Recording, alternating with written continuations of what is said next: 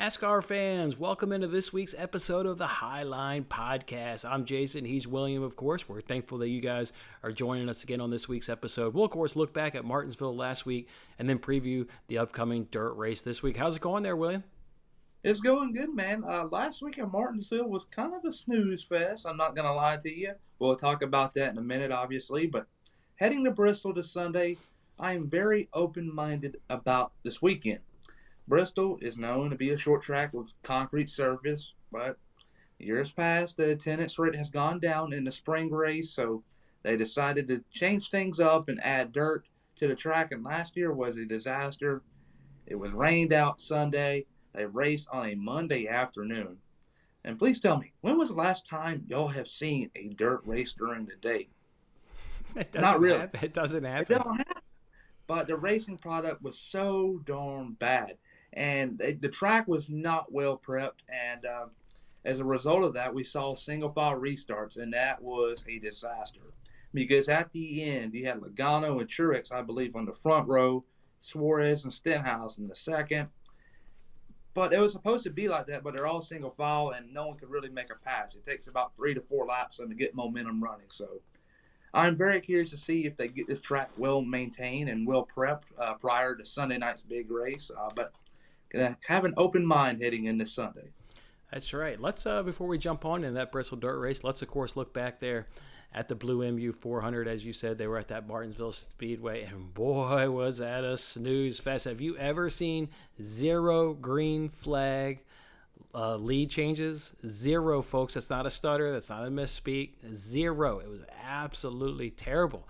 I'm assuming you're with me. We're going to just chalk that up to the rain and the cold temperatures. Obviously, the rain a little bit before it may have washed some of the rubber off the track, and then the cold temperatures obviously wasn't allowing the rubber. Is how much are we going to put into that, or how much are we going to put into 3 short tracks this season, relatively speaking, in Phoenix, Richmond, and Martinsville? And by far, if you were to rank them, maybe we may disagree on the order, but I think your bottom 3 races would probably be Phoenix, Richmond, and Martinsville. So what are we going to read into last week there? Well, the tire part and the rubber part. It rained prior to the race Saturday night in the Blue-Emu 400. But it also rained prior to the Xfinity race on Friday night. And the racing product there wasn't too bad. They were able to make a pass for the lead if they wanted to, but Ty Gibbs was just so darn quick and no one can really pass him at the end. But Saturday rolled around. It rained a good amount. All the rubber was washed off the track. And next thing you know, we hardly see a pass for the lead during the race. I just simply think NASCAR missed the setup for this next-gen car. Like, simply, easy as that. They're low on horsepower, and from my understanding, low horsepower takes a while to build up momentum, and you need momentum at these short tracks to make a pass because they're shifting every lap twice. And so not a good look from NASCAR. But they had an issue with the car tomorrow many years ago, back in 2008, I believe it was, with short tracks. They eventually got things going, and that's going to happen to the next gen car, but you got to be patient. But I am super, super glad to see them racing on the dirt this Sunday at Bristol, because if they were racing the package they are on the concrete layout, you're talking about a snooze fest. That would probably be one right there, because it's hard to pass as is. And going to a bank track, oh my gosh, you just see a lot of blocking. Well, why do we think this weekend is going to be that much different, right? If it is a horsepower issue, which kind of tend to agree with, right? You coming out of turn, you only have but so much time on these straightaways to make a move and have that horsepower in your favor and to set somebody up. Why you think it's going to be that much different this weekend just because we're on dirt instead of concrete? Yeah, of course. You're going to be slipping and sliding, and it's going to open the door for a lot of opportunities to make a pass, and I just think we'll see a better racing product overall.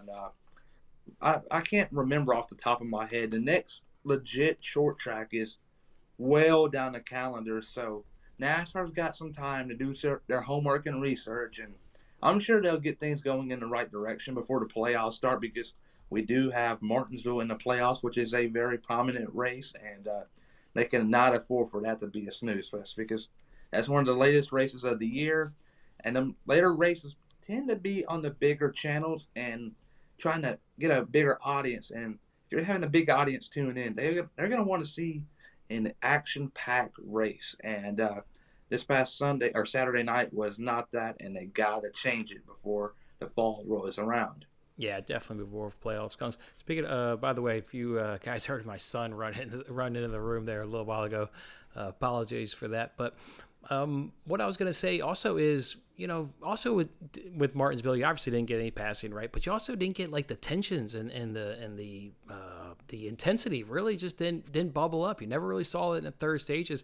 Not like in that Xfinity race, on Friday night, you started to get cautions there in that third stage. You obviously had a pretty wild, pile up there in that third. I don't know, just nothing. Okay, so you don't get passing, but where's the aggression of maybe trying to, I don't know, do something? I don't know. I mean, the cars weren't bunched up, so now you could really bump somebody out of your way like in that Xfinity series either. But it's just terrible. Just terrible racing. Remember at the beginning of the year what kind of issue they had? They had a part issue. And as the season gone on, we have seen a lot of wrecks go on. This week is Bristol. You're going to see a lot of carnage there.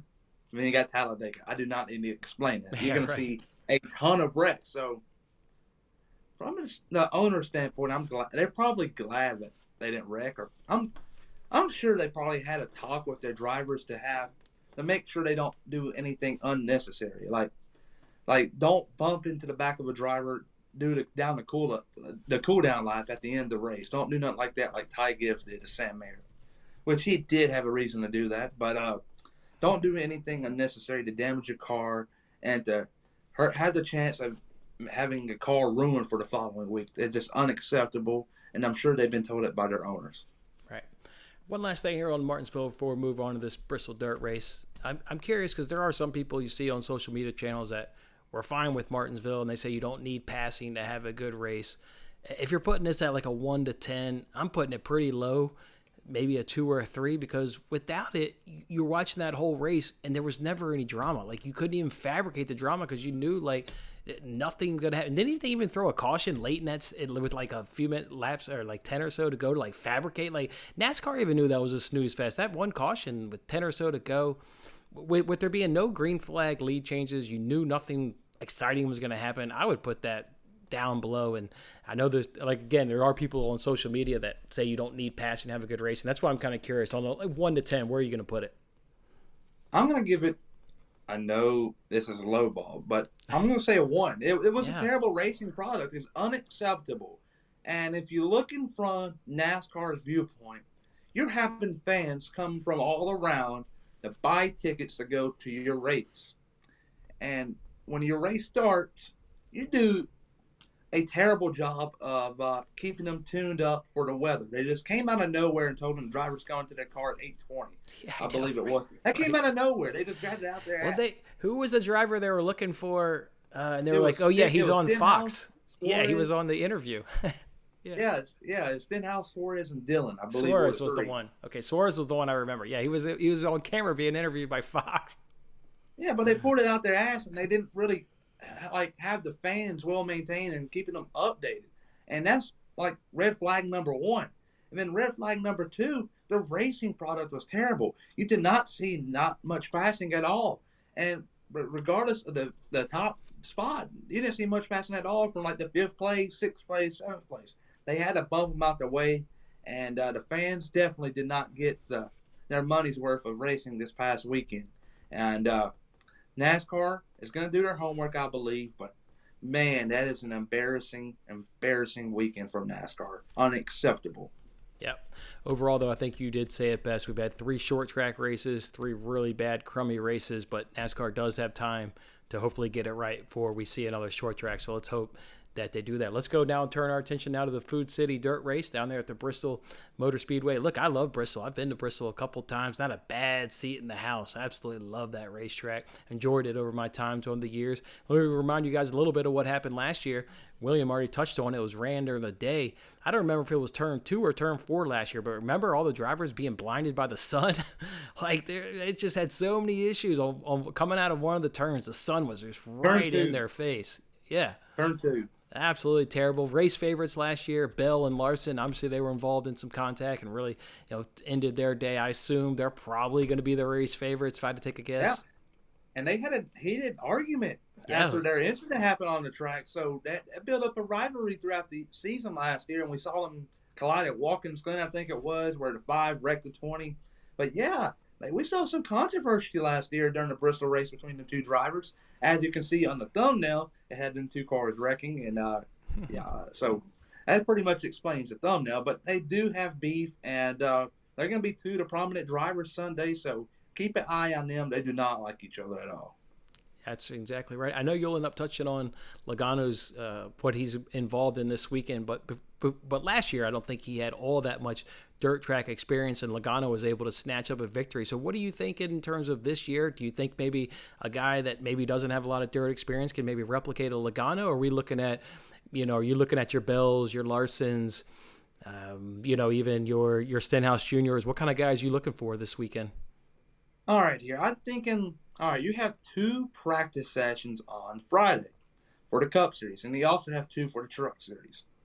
And I believe this weekend, track time is going to be key to success. And if you're participating in the truck race like 4 drivers are, the 7 car for Spire Motorsports of being Chase Elliott, the 17 car for David Gilliland Racing, DGR, be Harrison Burton, and the 20 car will be Austin Dillon, and the 54 will be Joey Logano for DGR. And those 4 drivers are doing double duty. They're going to get double the action, and they're going to learn a lot quicker. So when they go into Sunday night's race, they're not going to be, rusty, and they're going to be clicking right away. And I think that's going to be the key success. And so adjust your lineups to that, I would believe. It would be the way to go. But yes, I'd expect a lot of wrecks. Remember last year, we saw a big pileup. It was Stuart Friesen turning in the 77 car, turning Almirola. We saw Anthony Alfredo. We saw Briscoe. We saw Harvick, and we saw them all collecting that wreck. Bubba Wallace was even doing good at times last season until he got caught up. Yeah, so you gotta be on the edge this Sunday night if you're a driver. It's gonna be very sketchy. There's gonna be opportunities to make some passes, and we'll see some bad wrecks. All right, good stuff right there. And this is obviously going to be taking place on Easter Day, so we get a night race on Easter, so that'll be fun right there. And again, it is at night race, so we don't have to worry about that sun. I remember that last year. The guys complaining about that. Anything else you want to say, or should we give our picks for a chance to win some money? Before we head into a chance to win some money, one small thing. It's Easter Sunday. It's a holiday for people in the United States and all around. So they're going to be eating a dinner, wanting to watch something going on TV, and NASCAR's going to be right there on one of the big channels in Fox. So hopefully they can get a big audience this Sunday. Keeping my fingers crossed, but we'll see how things go there. All right.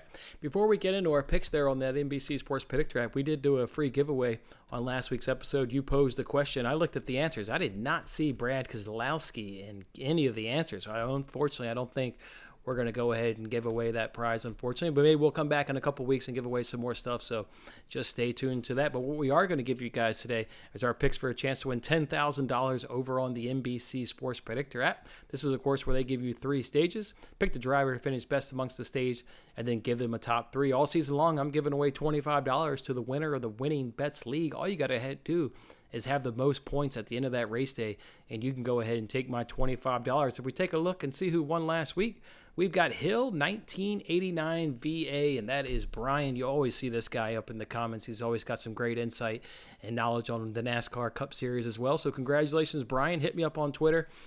I actually don't have your Twitter information, man. I know we interact a lot, but I do not have it. So hit me up, and you've got $25 coming your way. Let's jump on into it. From stage 1, you got to pick between Kyle Busch, Elliott, Harvick, and Bubba Wallace. Who are you going to go with there, William? I'm going to go with Chase Elliott. Like I said earlier, I'll stand by it. He is doing double duty, and I think for stage number 1, it's going to be very, very beneficial. So give me Chase Elliott in stage number 1. Stage number 1 for me, I'm going somebody sneaky. I think Bubba Wallace is a little bit of a sneaky pick here. Look, he's got some experience on the dirt track from back in his day in the Truck Series, so I think he can obviously replicate some of that success. I thought he was running good last season at times on the dirt before he got caught up in some incidents. So give me Bubba Wallace. I know he doesn't have the crew chief. He's still obviously suspended, but anything can kind of happen. I am kind of with you. I think with the dirt, maybe we'll get more action on this short track than we have certainly last week. I think it'll yield to some issues. So, we'll see where he qualifies, but I like Bubba Wallace. Time out, time out. There's a spider crawling on my phone. Holy. All right, let's go ahead and now move it over to stage two. William, you got to pick between Blaney, Chastain, Cindric, and Hamlin. Like everybody can see, you're obviously on Hamlin, but why are you picking Denny Hamlin? I think Denny Hamlin, he's going to adapt a lot quicker than them other drivers to this dirt style racing. Last year, he was all right. So I think Denny Hamlin's going to be the man to go with here. If he don't win it, he's still going to be the second driver on the grid. So you'll get some points from that. So Denny Hamlin will make a lot of sense. Denny Hamlin for me, everybody can see right there. I went with Ryan Blaney. Obviously, overall been impressed with his entire season so far. But last year at the dirt, he wasn't terrible. He was fifth place in stage one and ended up bringing home P8 at the end of that race. So given that he was, strong, I would say throughout most of that stage or most of that race last season, having a really strong season, I went ahead and went with Ryan Blaney. And then for stage number 3 between Bell, Byron, Larson, Logano, tough group here. Go ahead and give me the guy that I think is the best racer and just overall just best, and obviously he's dominating dirt tracks midweek whenever he seems to go on them. So Kyle Larson for me, your guy, I think his biggest rival and probably his biggest threat to maybe go ahead and win this race this week. And you're in Bell. Why are you on Bell? I think Christopher Bell, he's going to have a great race. Last year, he was taken out very early from Kyle Larson. So the last year wasn't really a good thing to go off of for Christopher Bell for Bristol. And I think he's going to be up front. He will be in contention for the win, but I believe he will fall short, and I'll get to why in a minute. But yes, Christopher Bell will make a lot of sense here. Okay, well, why don't you just jump right on into a top 3 to round out their chances to win $10,000 on the NBC Sports Predictor App. Third place will belong to Joey Logano. He's driving in the truck race for DGR and the 54 truck. So there you go there. Make a lot of sense. Double track time. It's going to help out third place. Second place is going to be Christopher Bell. He's going to fall short of the win, but you know what? He's going to grab some valuable points. Remember, folks, he is not really in the playoff hunt at all. But if he can grab these points here at Bristol, he's going to skyrocket. And I stand by my quote from last week, which I tapped after I said Stenhouse wins. But last week I said that your Tyler Reddicks are having to watch out on the cut line because they're falling short week in and week out of getting the win. And they're seeing other drivers below the cut line winning. And last week I kind of made it controversial or sound controversial that Reddick wasn't going to win the race, but RCR has kind of fallen off besides Austin Dillon's performance last Saturday night. Besides that, Reddick was nowhere to be found, and nor was he the week before. So what's happening to Tyler Reddick? His early season domination skills were kind of fading away. So these drivers below the cut line are starting to make improvements, and that is very worrying for drivers on the cut line. And then your winner there is Ricky Stenhouse. All right, cool. For my top 3, let me throw it up here. I forgot to throw it up. I've got coming in third place. I like your Ricky Stenhouse pick. I just really liked what he did. He's got a lot of dirt experience, as mentioned earlier on. So give me Ricky Stenhouse. I've been impressed with William Byron. Look, even stepping into that truck series on this past weekend in Martinsville, picking up a victory on there. So doing it with lesser equipment, doesn't need to have the best car to go ahead and pull off a victory. Guy's just running really good. And then Kyle Larson, I do think he's the best driver. I think if he's able to keep his car clean, I think he'll navigate the traffic and eventually take himself up to the front and grab that checkered flag. So I'll go ahead and snag Kyle Larson. There is my race winner. So that's how we'll do it there on the NBC Sports Predictor app. Let's go ahead and now move it over to the Fox Bet Super 6 app. Hey, we gave them stick last week for only giving us $5,000. I think maybe you're onto something. It's Easter. Maybe everybody's gonna be watching. We get $25,000 this week, folks. So nice big prize there on the Fox Bet Super 6 app. It of course involves how will all these questions fall at the end of stage 2. You can of course modify your answers as you watch the race throughout stage 1. So make sure you're following us both on Twitter. Maybe we'll be modifying these answers. Let's go ahead and run through them right here. Where will that pole sitter be sitting at the end of stage 2, William? All right, here I'm going to answer F, 8 or higher. I see a lot of comers and goers here. Track position is going to be key. And one key thing to point out here at Bristol, there are no live pit stops. And I just think they're just going to struggle as the race transitions from day race to night race because they're going to start in the daylight as the sun goes down. So they're still going to be affected by the sun, but as the race transitions to night, I think you will see a lot of comers and goers, and the guys that were quick early on starting to struggle for pace later on. So I'll say 8 for higher. I don't think it'll be much. I think the start time is 7 p.m. if I recall. So maybe a touch of sun, but I don't know how about much. But what did I do? I did 6 to 7. Again, don't know who's on the pole, expecting a little activity, so I did 6 to 7. Which of these drivers will have the fastest lap by the end of stage 2? You got to pick between Bell, Bowman, Busch, Larson, Logano, and Stenhouse. I assume you're on Bell, if I take a guess? I'm on Bell all day. Answer A is the way to go. I went with Larson. Again, if he can keep his car clean, I think he'll be one of the strongest guys this weekend, or strongest. I got him winning the race. How many laps under caution will there be by the end of stage 2? This one, I think the number could be high. What are you thinking? I'm going as high as it can. Answer F, 28 plus. You got to count all the cautions that are going to take place in the first 2 stages, and you're going to have to count the cautions laps for the track preparation. So it's going to take a lot of time. So 28 plus, I believe, is going to be the way to go. All right, like that analysis. I'll go ahead and ride 28 plus, like that one right there. How many of the same drivers will finish in the top 5 in both stage 1 and stage 2? 2, answer C. 2. I was actually going to try and see. I was trying to find it. How many was it last year? You're going to go with 2. I think 1. I'm going to go ahead and go with 1 right now, as of right now. This one right here, which of these drivers will have the most laps led at the end of stage 2? It's kind of funny they have Michael McDowell in here. He's going to be nowhere near the front of this entire race. Anyways, all these guys really will struggle. McDowell, Reddick, Jones, Stenhouse, Suarez, or Ty. I'm going Stenhouse if he can get up there. Really liked how he was charging hard last year, chasing down Logano. I went Stenhouse. What about for you? Yeah, Stenhouse is the only one that you can really pick out of this group. Other drivers are kind of, let's say, I wouldn't say sorry when it comes to dirt racing, but they're not irrelevant. So there you go. I can say it about Michael McDowell. He didn't have any dirt experience. I think that one's either going to be Stenhouse or Ty. Watch that one unfold there during stage 1. If Stenhouse is maybe lagging it, I think switch your answer to Ty on that one. And then question 6 is, which of these championship drivers will have the best finish at the end of the race? It's Keselowski, Larson, Harvick, Kurt Busch, Truex, and Chase Elliott. Larson for me all day. Don't even think about it. What about for you? I'm going for E. Martin Truex Jr. Truex was snagged a top 3 finish last year. Remember, on that final restart, he was second. He cut a tire going into turn 1 and 2, and his race pretty much went downhill from there. The result last year does not represent how good he was actually going. So Truex, I believe, answer E. All right, that's how we're going to do it there on those 2 apps, the Fox Bet Super 6 app and the NBC Sports Predictor app for this Food City Dirt race down there at the Bristol Dirt. I am just hoping to have a good race. We went, much like we do most weeks, we went back and forth on Twitter this past Saturday night, and yeah, I mean, we were both really upset. I think with the dirt, you're probably right. It probably does add a little bit more intrigue there due to cautions and track-related issues. So I think we'll probably get a better race. I think I'm definitely certain on that. How good? It's yet to be determined. We'll find out. All right, any closing remarks or give the people on their way? All right, as we exit out this video, have your fingers crossed for a good race, because we cannot go this many races in a row. That has been terrible. It's unacceptable, and it's getting bad for the new viewers out there. All right, come back next week to the Highline Podcast. We'll go ahead and recap this race here on the Bristol Dirt and look forward to Talladega. Enjoy the race on Sunday, everybody.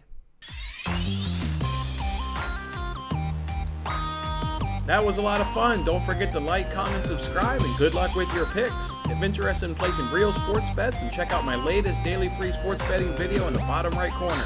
Otherwise, I'll see you on the next contest.